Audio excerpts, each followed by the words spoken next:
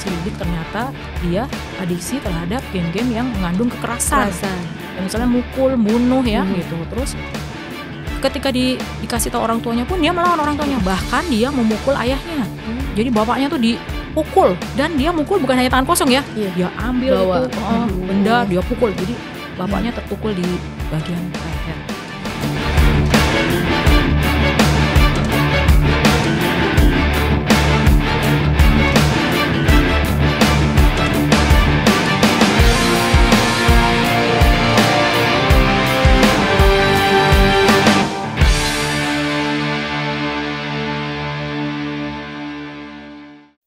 Lights, camera, rolling, action.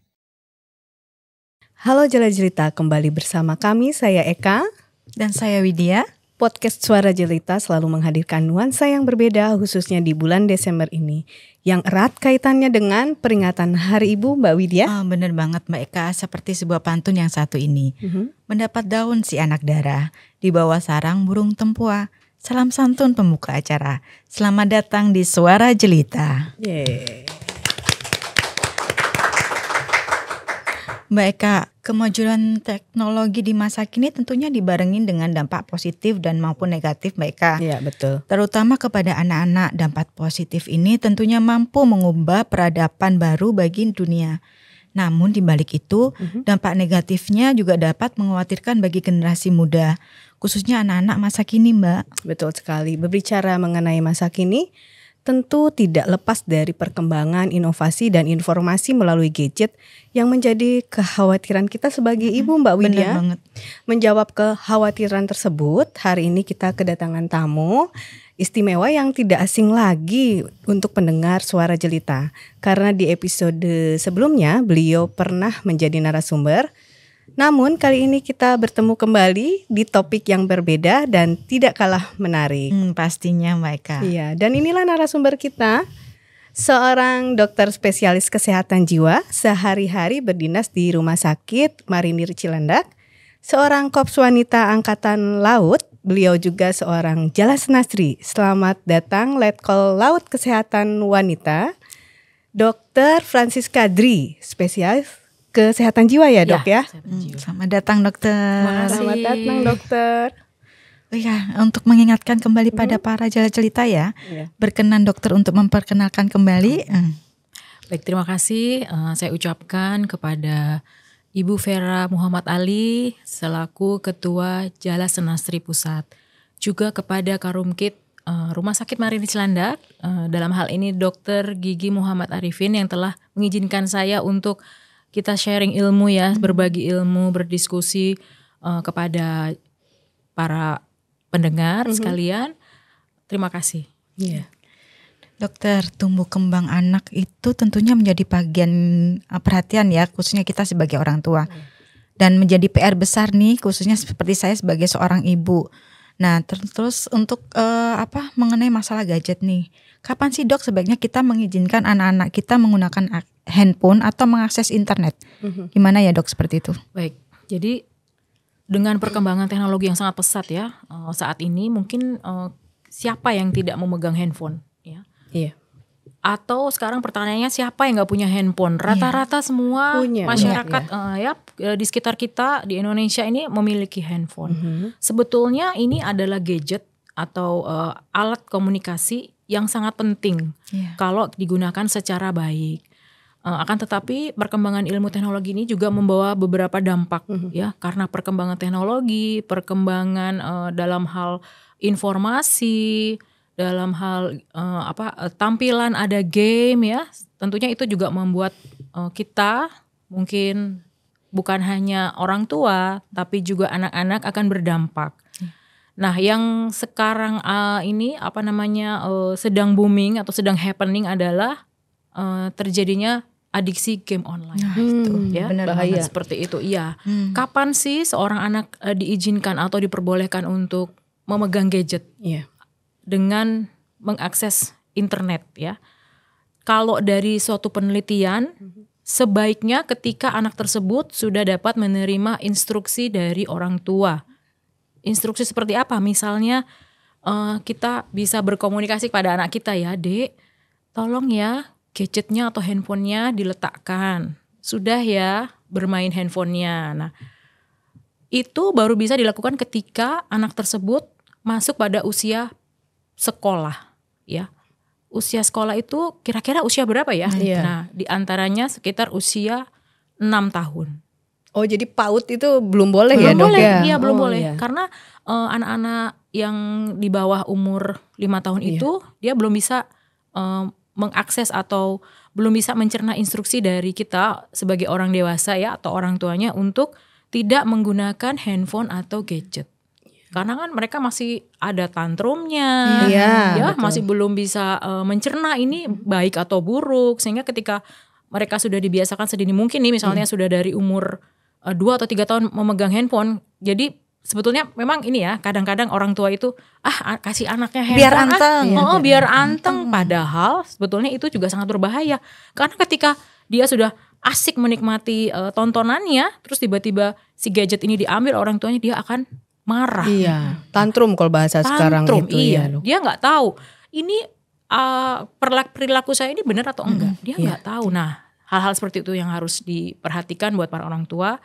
Sebaiknya memberikan gadget ketika anak-anak itu sudah bisa diberikan memberikan keputusan bahwa ini tidak boleh terus-menerus. Oh iya, akan saya letakkan ketika ibu atau ayah saya memerintahkan saya atau bilang supaya saya tidak mengakses atau menggunakan gadget atau handphone. Jadi artinya dia harus mengerti, betul, bahwa itu kita tidak dikasih tuh karena apa, mungkin betul, gitu ya, Dok, ya. Karena kan anak-anak segitu kan udah mulai kritis ya.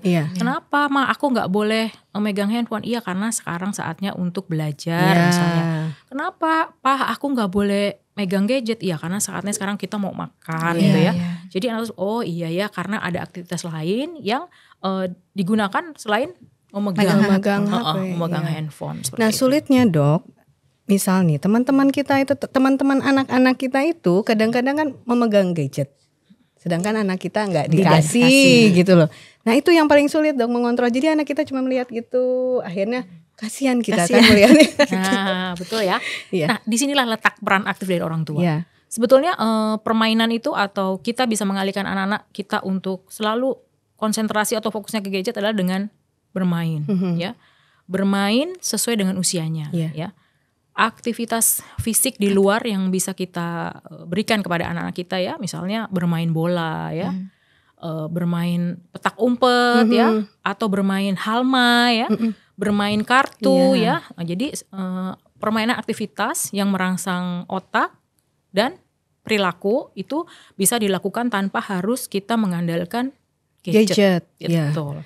Ya, nah itu batasan waktu untuk memegang gadget, Dokter. Kan itu kan kita mengenal tuh permainan motorik halus, motorik kasar. Kalau motorik kasar kan kita bermain fisik ya, Dok, ya. Nah, kalau gadget itu kan bisa disebut motorik halus ya, Dok, ya. Kalau gitu atau seperti apa begitu. Nah, itu presentasinya supaya berimbang gitu anak-anak kita. Nah, ini tergantung dari atau sesuai dengan kebutuhan ya. Kapan sih kita mau melatih motorik halus anak-anak? Karena memang ya kalau kita main gadget itu kan ada skill gerakan yang ada di otak yang kita keluarkan melalui perilaku, ya. Perilakunya apa ya? Dia kan harus cepat nih ya kan, harus cepat. Nah, itu tergantung dari kebutuhan dari si anak tersebut. Apakah kita akan memberikan latihan motorik halus itu dengan gadget? Ataukah kita akan dengan yang lain gitu dengan ya? Aktivitas yang lain mungkin bisa dialihkan ya. Kalau untuk anak-anak prasekolah, untuk anak-anak sekolah yang tingkatannya SD, mungkin bisa kita alihkan soft skill atau kemampuan motorik halusnya dengan aktivitas dan kegiatan. Banyak kok aktivitas dan kegiatan yang bisa kita latih dengan untuk melatih motorik halusnya. Jadi tidak perlu dengan harus pakai gadget ya, seperti itu. Misalnya nih, Dok, karena kita kasihan tuh teman-temannya anak kita itu udah pegang gadget. Nah, waktu yang paling pas gitu, berapa jam per hari gitu untuk main gadget itu, Dok? Betul, kalau dulu memang ada batasan waktu ya, berapa jam dikatakan aman dalam bermain gadget atau handphone. Tapi untuk sekarang mungkin lebih fleksibel saja, diatur waktunya misalnya 30 menit sampai dengan 1 jam untuk anak-anak usia SD ya. Kecuali kalau misalnya kita sedang mengakses tugas dari Nah, itu, sekolah. ya, itu. Kadang tuh sebelum besok paginya tuh gurunya ngumumin besok bawa HP. Iya. Nggak tahu mungkin ada pelajaran yang memang membutuhkan HP gitu ya dok. Pasti butuh waktu yang lebih panjang ya dok pastinya. Yang dibutuhkan anak kita untuk bermain HP. Betul. Jadi tergantung kebutuhan ya. Kalau memang untuk usia SD mungkin belum banyak pelajaran atau belum banyak tugas yang berhubungan dengan pencarian Gadget, informasi ya. di Di gadget kita. Nah itu kalaupun ternyata gini, Bunda aku belum selesai nih tugasku, Nah, harus itu. cari informasi terus. Nah sebaiknya kita sebagai orang tua mendampingi. Mendampingi sampai udah deh tugasnya sudah ketemu, udah ketemu sudah. Kalau sudah oke, kita bisa mengerjakan tugas ya, handphone kita letakkan. Di sini adalah communicate kita kepada anak-anak, komunikasi yang baik kepada anak-anak. Kapan mereka harus megang handphone atau gadget untuk mencari informasi atau PR ya, tugas dari sekolah, kapan saatnya harus diletakkan. Jadi kalaupun memang anak tersebut membutuhkan waktu yang agak lama, tentu harus kita dampingi nih. Ini peran orang tua memang saat ini tuh susah ya, sulit. Jadi kita tetap harus mendampingi mereka dalam mengakses data, gitu seperti itu. Nah itu orang tua yang kerja gimana Nah, ya dok itu. kalau kayak gitu tuh. Mengkontrolnya itu kadang-kadang seperti agak sulit. Kalau saya seperti saya ini dok biasanya pakai aplikasi yang berhubungan untuk bisa ngontrol dari jarak jauh. Seperti itu betul. pakai. Mungkin sedikit informasi untuk yang ibu-ibu di luar sana. Boleh, Saya pakai Family Link, jadi terhubung dengan akun anak. Jadi sewaktu-waktu saya seperti sekarang lagi ada di luar, jadi saya bisa tetap bisa apa game Mengawasi ya. Seperti itu. Nah tapi ya awal-awalnya agak susah ya dok untuk ada tantrumnya, kenapa kok mati mah bukain gitu. Tapi ya demi ini anak ya. Terus dokter lanjut lagi ke pokok pembicaraan. Sebenarnya penyebab utama anak-anak masa kini memiliki kecanduan menggunakan HP itu khususnya game online ya dok, banyak itu. Apalagi saat metode pembelajaran pada musim pandemi COVID itu apa penyebabnya dok? Ya, baik. Jadi mungkin dulu juga kita sudah mengenal gadget ya sebelum pandemi ya, tetapi penggunaannya tidak semasif pada saat terjadi pandemi COVID. Karena pada saat pandemi COVID itu sekolah dilakukan secara daring secara online, dan tentu masing-masing kita belum tentu semua punya laptop ya atau komputer sehingga mengakses kegiatan sekolah dengan handphone. Nah seperti itu ya. Itu sebetulnya adalah awal mula dari penggunaan begitu masifnya handphone. Jadi anak-anak itu mungkin dari jam 7 sampai jam 12 ya. Iya, Zoom gitu ya. Zoom ya, pelajarannya melalui Zoom, dan mereka dengan seriusnya selalu menatap menggunakan handphone sebagai pusat informasi pembelajaran. Nah, interaksi dengan gurunya pun dengan handphone, mengerjakan tugasnya pun dengan gadget atau handphone. Nah, ini memang semua itu ada dampak positif dan negatifnya ya. Dampak positifnya adalah kita dengan mudahnya mencari informasi tentang tugas, pembelajaran dan lain-lain. Dampak positifnya lagi kita bisa kegiatan belajar mengajar tetap berlangsung. Karena bayangin aja kalau misalnya tidak ada koneksi internet, terus selama pandemi kita harus di rumah, tentu proses belajar mengajar tidak akan berlangsung.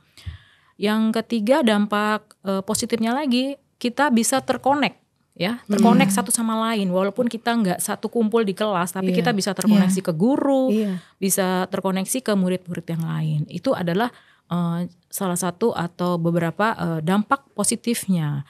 Tapi tentunya juga ada dampak negatifnya nih, karena kita terbiasa dengan memegang menggunakan, akhirnya kalau nggak megang atau kalau nggak mengakses sesuatu di gadget atau handphone tuh rasanya kayak ada yang kurang, hilang gitu ya, ada yang benar, kurang, seperti itu. Iya, karena terbiasa, benar. Nah, kalau gejala adiksi nih dok, menurut pengalaman dokter itu sampai sejauh mana sih yang adiksi game online? Dan itu akibat game online seperti apa sih dok? Oh baik, nah tadi kita hubungkan dengan aktivitas kita ya dengan menggunakan gadget dalam jangka waktu lama. Otomatis kita akan mengakses aplikasi-aplikasi lain. Salah satunya adalah game online. Nah, game online ini sebetulnya diciptakan untuk apa sih gitu ya? Awal-awalnya sebetulnya ada manfaatnya juga loh. Ada dampak positifnya. Adalah kita bisa menyalurkan aktivitas atau stresor kita ya untuk sebentar bermain ya. Sebenarnya hanya untuk selingan aja ya Dok. Selingan aja. Awalnya memang diciptakan untuk itu kan. Kalau kita main game tuh itu jadi asik ya. Atau sebagai sarana stress release ya. Atau mengeluarkan stres dengan bermain. Dengan bermain otomatis ada hormon yang namanya hormon dopamin. Dia itu dihasilkan di otak kita, di otak korteks prefrontal.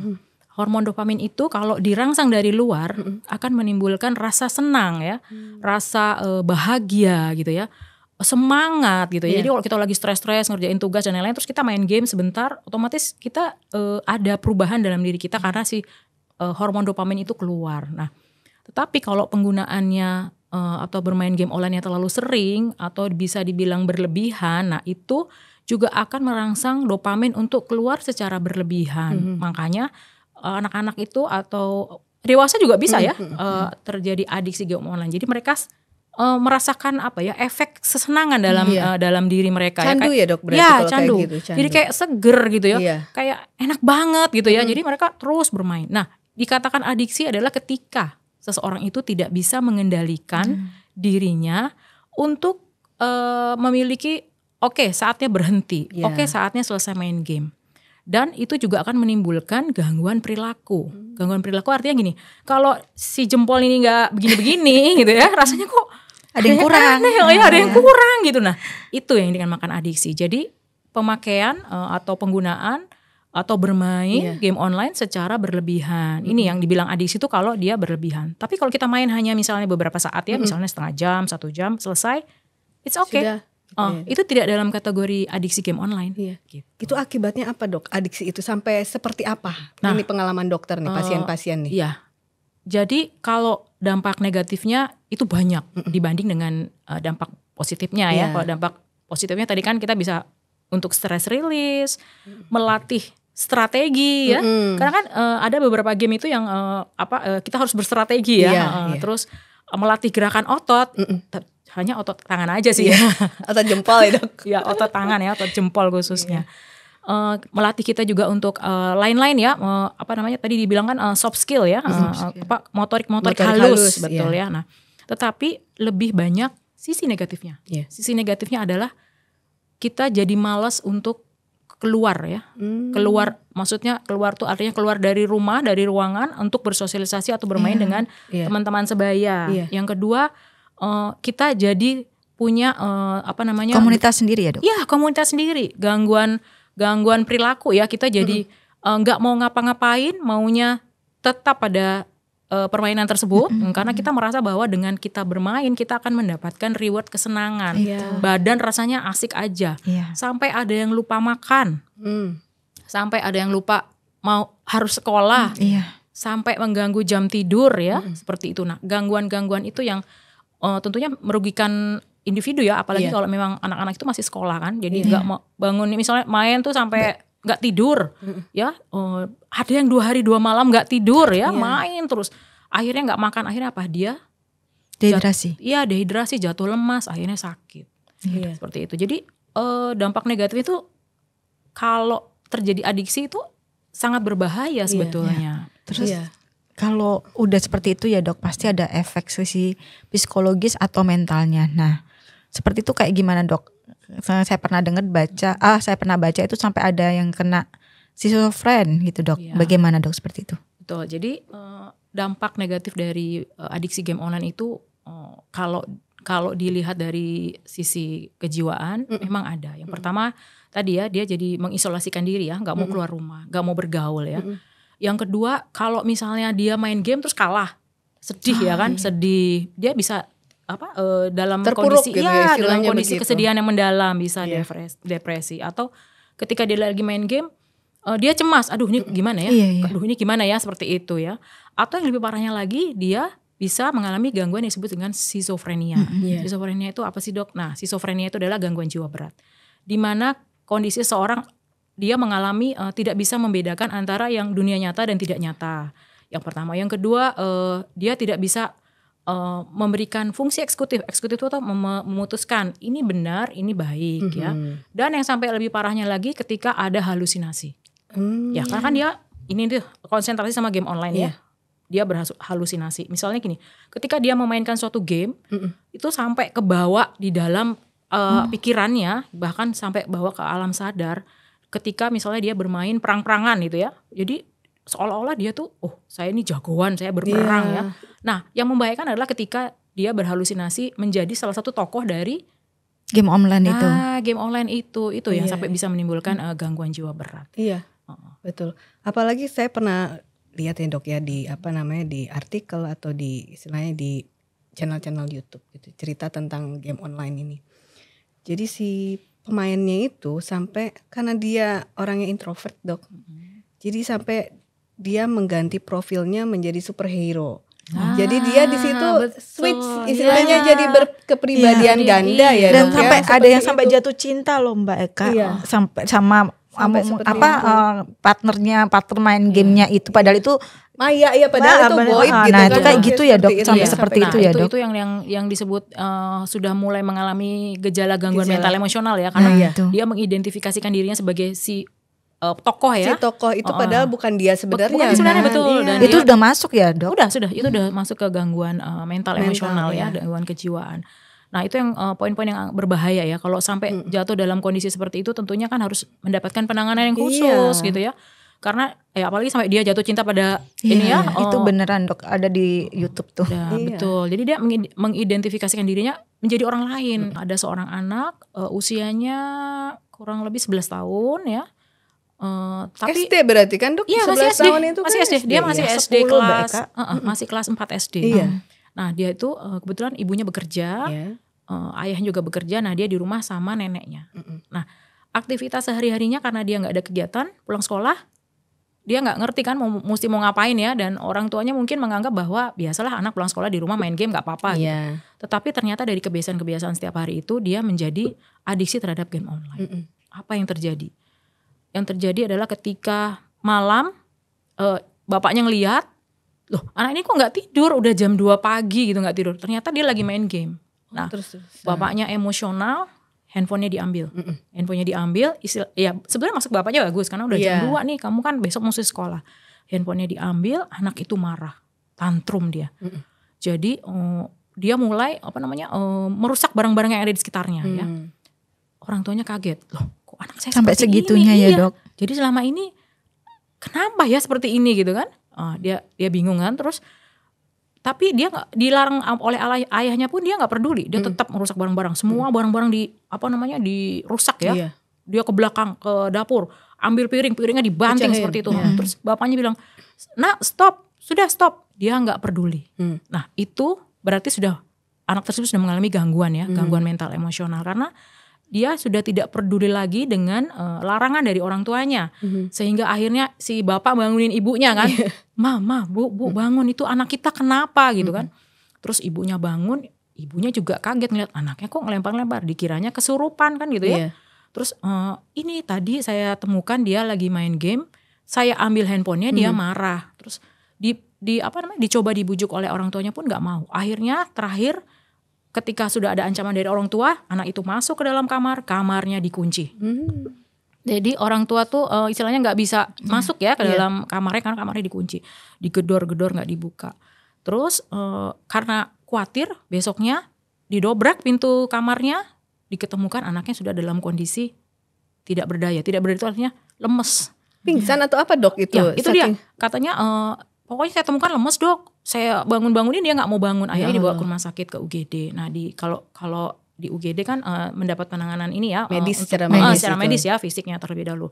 Ternyata anak tersebut sudah mulai nggak mau ngomong, nggak mau apa-apa, dia hanya diem bengong saja. Oh ya Allah. Sehingga akhirnya dikonsulkan ke kita ke bagian psikiatri. Nah dari situ kita bisa menarik pengalaman. Ternyata anak tersebut mengisi hari-harinya dengan main game, dan ayah ibunya nggak tahu kalau dia tuh bisa sampai 1 harian nggak tidur, nggak ngapa-ngapain, hanya main game. Dan ternyata di sekolah dilaporkan sering bolos, nggak ngikutin pelajaran, dan ayah ibunya baru tahu kok seperti ini ya ketika dipanggil ke sekolah ya, karena minta izin anaknya dirawat kan. Kok seperti ini? Iya Pak, saya kira Bapak dan Ibu tahu kalau anaknya sering nggak masuk, ternyata nggak tahu. Dan Bapak ibunya tanya dong sama neneknya, Bu ini kenapa sih ini? Loh nggak tahu, pokoknya dia kalau di kamar dia diem aja anteng. Jadi saya kira dia nggak apa-apa. Dipikir belajar ya dok, betul. ngerjain tugas ternyata betul. Nah, main game. sampai ketika dia sudah pulih kondisi fisiknya ya, dia itu ngomong sendiri. Terus tapi ngomongnya dalam bahasa Inggris gitu ya. Terus dia jarinya bergerak sendiri. Nah, jadi ininya iya, akhirnya jarinya bergerak sendiri. Terus kita menyimpulkan bahwa anak ini sudah mengalami gangguan mental emosional karena adiksi game online tadi. Jadi sudah ada terjadi perubahan perilaku, terjadi perubahan pola pikir karena dia tidak bisa membedakan dia ini sedang dalam kondisi apa, di mana dan sedang apa seperti itu ya. Nah, akhirnya kita rawat dan tentunya kita dari psikiatri memberikan terapi farmakologi, obat-obatan supaya anak tersebut lebih tenang. Terus dia itu tidak berhalusinasi, dia sedang bermain game. Nah, itu yang paling parah itu ya dok ya. Yang paling parah. Nah, yang ada juga beberapa pasien saya yang punya kecenderungan agresif. Jadi dia bukan hanya kepada orang tuanya ya, tapi di sekolah juga kepada teman-temannya. Jadi kalau misalnya dibilangin apa sama temannya, udah langsung dipukul temannya, sehingga orang tuanya dipanggil ke sekolah. Dikatakan bahwa ini kok anaknya kok jadi agresif, kenapa ya? Selidik ternyata dia adiksi terhadap game-game yang mengandung kekerasan. Ya misalnya mukul, bunuh ya gitu. Terus ketika dikasih tahu orang tuanya pun dia melawan orang tuanya, bahkan dia memukul ayahnya. Jadi bapaknya tuh dipukul dan dia mukul bukan hanya tangan kosong ya, dia ambil benda dia pukul. Jadi bapaknya terpukul di bagian leher. Sampai seperti itu ya? Iya, sampai seperti itu. Jadi terjadi perilaku agresif. Nah itu hal-hal yang sangat ekstrim yang bisa terjadi pada anak-anak yang kecanduan game online. Iya dokter, kita sebagai orang tua kan harus paham betul nih gejala basic nih, gejala dasar nih, kalau bagaimana kita tahu bahwa anak kita itu kecanduan game online dok. Yang dasar misalnya mungkin seperti apa dok? Ciri-cirinya gitu. Nah, ciri-ciri anak yang kecanduan game online adalah ketika dia lebih banyak di kamar. Ya. Dia di rumah itu lebih banyak di kamar. Nah, kita harus lihat ngapain nih anak gitu kan ya. Itu perlunya pendampingan orang tua ya. Kita lihat apa yang dilakukan, apa yang dia kerjakan. Tapi ada satu pengalaman lagi nih. Anak-anak sekarang kan pinter ya. Ketika orang tua datang dia langsung mengganti handphonenya dengan tugas sekolah. Tugas sekolah. Terus begitu orang tuanya keluar dia langsung mengganti dengan game gitu ya. Nah, itu hal itu yang perlu kita lakukan. Makanya mungkin penggunaan tadi kayak aplikasi ya Family Link gitu ya. Nah, itu sangat berguna karena kita bisa memantau berapa lama penggunaan dari apa yang diakses oleh anak kita ya, seperti itu. Itu yang memang anak-anak sekarang kan cerdik ya. Cerdik. Begitu orang tuanya masuk dia ganti dengan pelajaran gitu ya. Dia pernah belajar, begitu orang tuanya keluar dia langsung ganti lagi dengan game online. Iya betul. Ya karena mungkin saking dia pengen mainnya akhirnya jadi cerdik dok. Betul. Jadi sebenarnya melatih kecerdikan ya. Iya betul. Jadinya saya kaprah ya dok. Kecerdikannya kerjaan yang tidak baik gitu ya. Iya betul. Seperti itu. Yang kedua itu ya sering di dalam kamar tidak keluar. Nah itu harus kita waspadai. Yang kedua adalah perilaku melawan. Jadi dia kalau dibilangin ini melawan. Nah itu yang harus kita waspadai. Kenapa nih anak gitu ya. Harus kita sebagai orang tua harus mengawasi ya. Harus peka dengan hal-hal seperti itu. Melawan ya. Yang ketiga dia tidak peduli dengan tugas dan tanggung jawab dia. Ya, misalnya mengerjakan PR, misalnya punya tanggung jawab kamu setiap sore kasih makan ikan di akuarium, dia nggak melakukan tugas itu.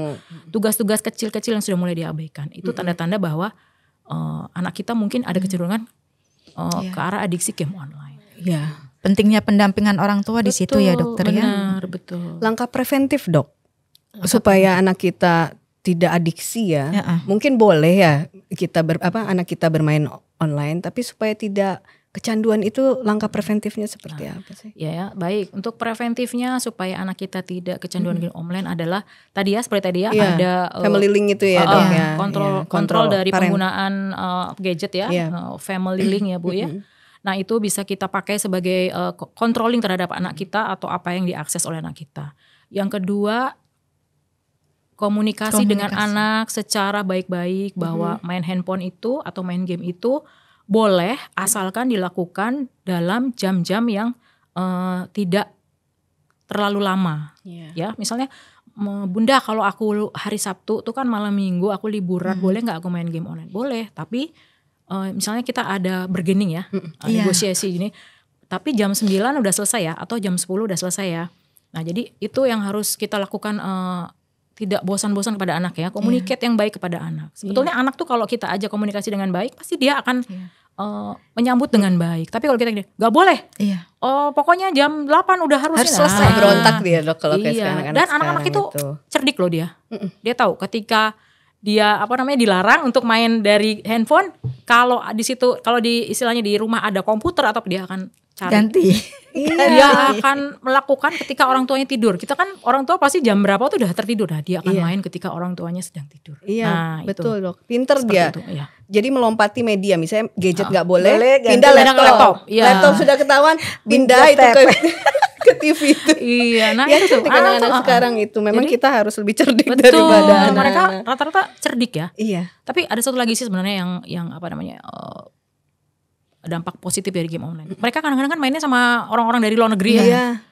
Kemampuan berbahasa jadi lebih baik itu loh. Dokter. Itu memang ada yang. Jadi ada pasien saya juga yang udah ngomong bahasa Inggrisnya tuh lancar banget karena kamu kok ini banget ngomong diskusi sama dokter bahasa Inggris. Iya dok, aku kan kalau main game kan sama orang dari Amerika, dari Filipina, dari ini. Oh gitu. Jadi main bersama. Iya main bersama dok. Dan kita kan komunikasinya selalu pakai bahasa Inggris. Nah itu yang salah satu dampak positifnya ya.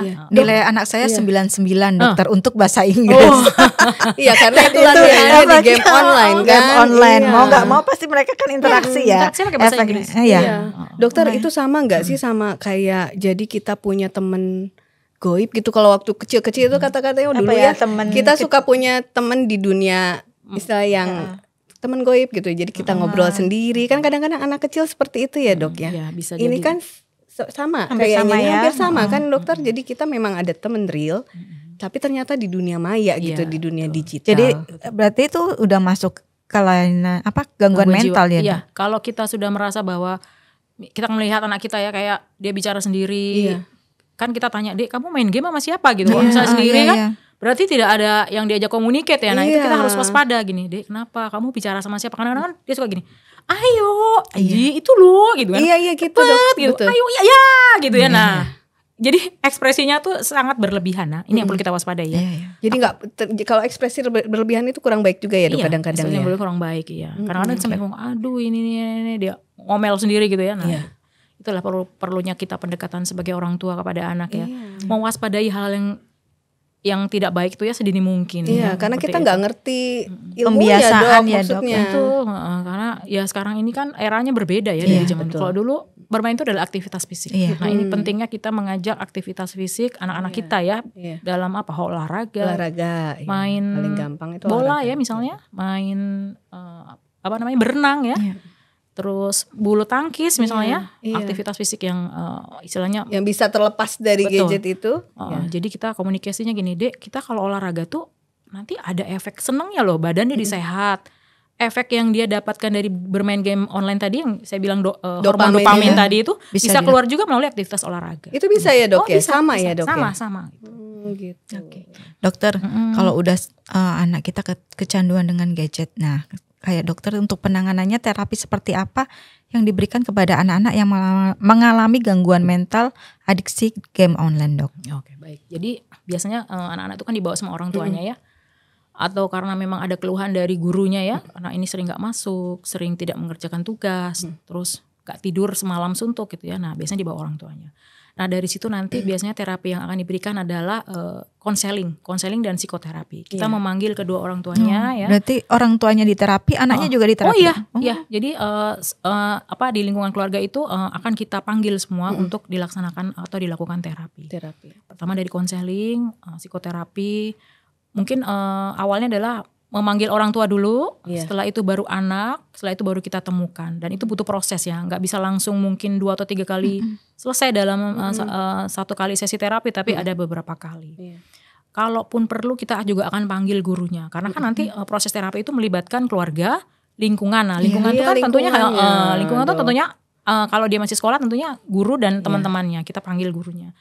Di sini adalah peran fungsi guru di dalam melihat anak tersebut apakah sudah terjadi perubahan dalam pola perilakunya, bagaimana dia bersikap di kelas. Nah itu adalah terapi yang kita lakukan terhadap anak-anak yang mengalami adiksi game online. Tapi dok, gimana kalau yang sudah terjadi tadi ya, kayak ngomong sendiri ya, ada yang ngomong sendiri terus bengong aja gitu ya, terus kayak tangannya gini, gerak-gerak sendiri. Nah itu baru kita akan berikan terapi farmakoterapi.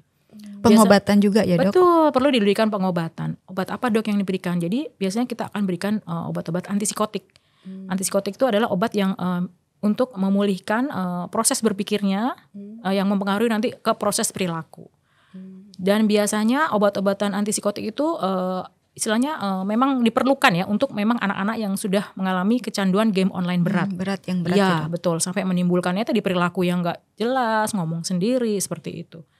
Jadi semakin dini dia dibawa untuk berobat, maka semakin baik perkembangan penyembuhannya seperti itu. Dokter, sampai ada yang istilahnya nggak bisa ngapa-ngapain jadi patung itu kalau di berita-berita itu kan yang waktu itu HP-nya diambil sama ibunya, terus dia langsung nggak bisa apa-apa. Jadi dia seperti orang sakit jiwa kali ya, iya, nah dengan gangguan jiwa betul, gitu ya. Betul, itu berarti memang sudah terjadi ya, sudah terjadi gangguan mental emosional di anak tersebut karena sampai dia tuh nggak tahu harus ngapain. Nah itu memang harus diterapi dengan sangat hati-hati. Itu tapi bisa sembuh dok? Bisa.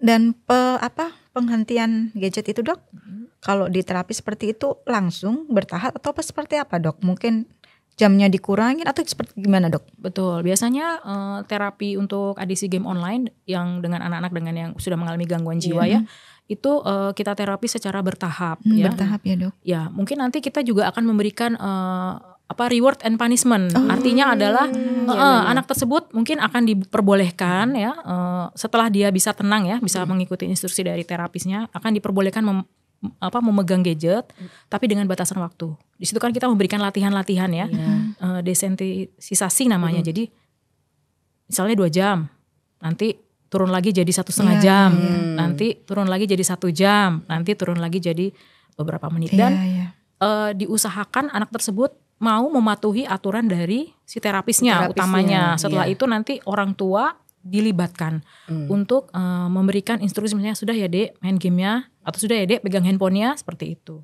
Orang tua berarti harus benar-benar ketat juga dok, karena kan di rumah ya masalahnya itu. Betul. Karena kalau diputus langsung kayak tadi kata Mbak Eka langsung mematung. Benar. Korslet gitu kan istilahnya, jadi korslet gitu di otaknya itu ya dok ya. Kalau mematung mungkin masih bisa nggak bikin kita cemas ya, tapi kalau misalnya sudah sampai tantrum terus teriak gitu ya itu agresif ya.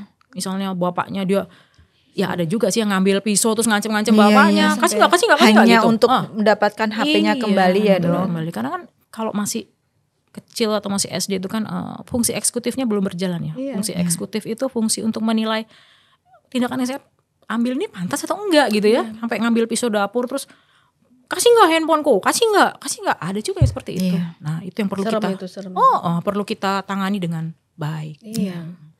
Ya dok, kalau begitu nih, kalau menurut dokter ya, kenapa kalau gitu ada game online ya dok? Ya kalau misalnya banyak dampak negatif, efeknya kayak efeknya gitu seperti itu. Tapi kan mungkin ya dari sisi dokter sebagai spesialis kejiwaan atau kesehatan mental, ada nggak sih dampak positifnya dari game online itu? Jangan-jangan bisa memicu akademisi anak-anak gitu, atau memicu skillnya anak-anak. Kan anak-anak sekarang kayaknya skillnya lebih ke arah digital ya dok ya, seperti itu.